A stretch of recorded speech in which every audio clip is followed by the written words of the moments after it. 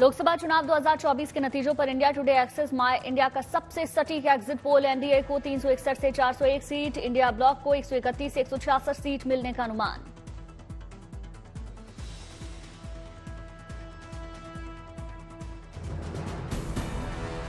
Exit poll में तीसरी बार भी पूर्ण बहुमत के साथ बन रही एनडीए की सरकार, तीसरी बार भी केंद्र में एनडीए की बनने जा रही है सरकार।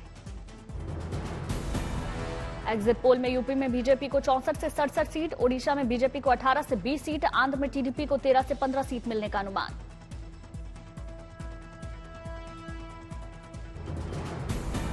यूपी में India Today Axis My India के एग्जिट पोल में एनडीए को 49 और इंडिया ब्लॉक को 39% वोट मिलने का अनुमान जताया।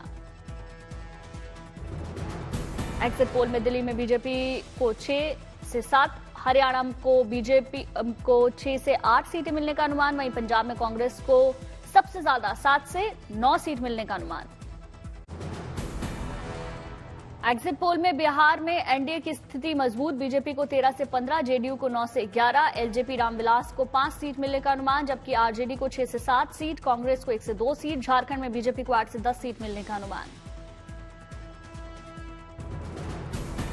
राजस्थान के एग्जिट पोल में बीजेपी को 16 से 19 सीट, गुजरात को 25 से 26 सीट, जबकि गोवा को 2 सीटों में से 1 सीट बीजेपी और 1 सीट कांग्रेस को मिलने का अनुमान।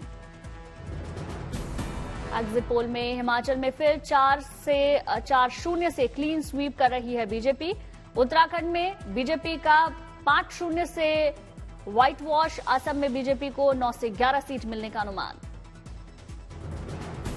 महाराष्ट्र में एग्जिट पोल में एनडीए सबसे बड़ी पार्टी, बीजेपी को 20 से 22 सीट, शिंदे गुट की शिवसेना 8 से 10 सीट, उद्धव गुट की शिवसेना को 9 से 11 सीट, बंगाल में बीजेपी को 26 से 31, तेलंगाना में 11 से 12 सीट मिल सकती हैं।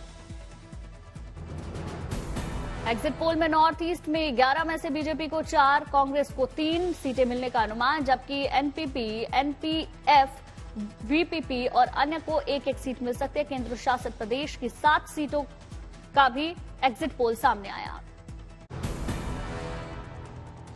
कांग्रेस के सभी उम्मीदवारों से अध्यक्ष मल्लिकार्जुन खड़गे करेंगे संवाद, सुबह 11 बजे वीडियो कॉन्फ्रेंसिंग के जरिए होगी बातचीत, वोटिंग के दिन भी रणनीति पर चर्चा होगी।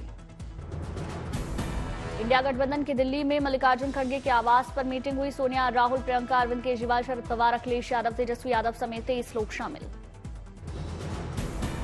कांग्रेस अध्यक्ष मल्लिकार्जुन खड़गे ने 295 सीटें जीतने का दावा किया, इंडिया गठबंधन की मीटिंग के बाद ऐलान किया। मल्लिकार्जुन खड़गे ने कहा, हमने चुनाव के दौरान हुई कमजोरियों और ताकत पर चर्चा की, हमारे सभी नेताओं से पूछने के बाद मिला 295 का आंकड़ा।